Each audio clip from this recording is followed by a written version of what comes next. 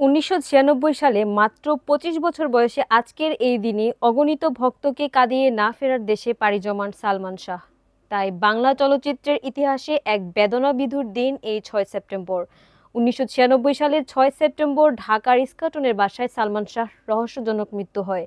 কামরুজ্জামানের তথ্যচিত্রে বিস্তারিত জানাচ্ছেন লাবণী আক্তার।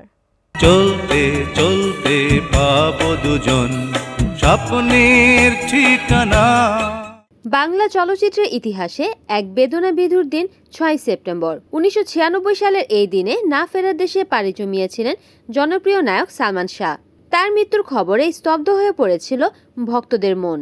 সময় পেরিয়ে গেছে ২৯ বছর, তবু এই দিন এলে কোটি কোটি ভক্তের মনে আবারও ফিরে আসে শোক, বিস্ময় ও গভীর ভালোবাসা। ১৯৯৬ সালে মাত্র ২৫ বছর বয়সে আজকের এই দিনে অগণিত ভক্তকে কাঁদিয়ে না ফেরার দেশে পাড়ি জমান সালমান শাহ। ১৯৯৬ সালের ৬ সেপ্টেম্বর ঢাকার ইস্কাটনের বাসায় সালমান শাহর রহস্যজনক মৃত্যু হয়। তার এই আকস্মিক মৃত্যু নিয়ে পুলিশ একাধিক তদন্ত করে।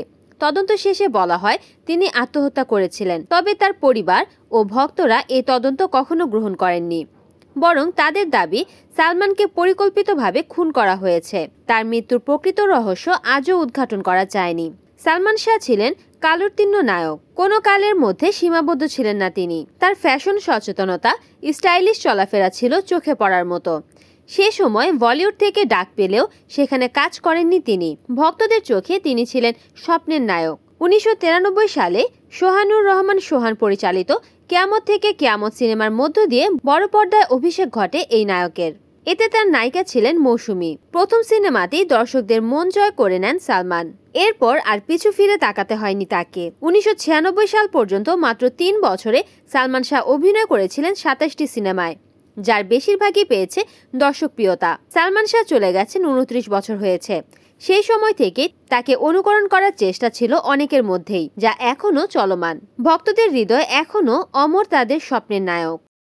Desk news, Kamruzzaman Kamrul, NN TV।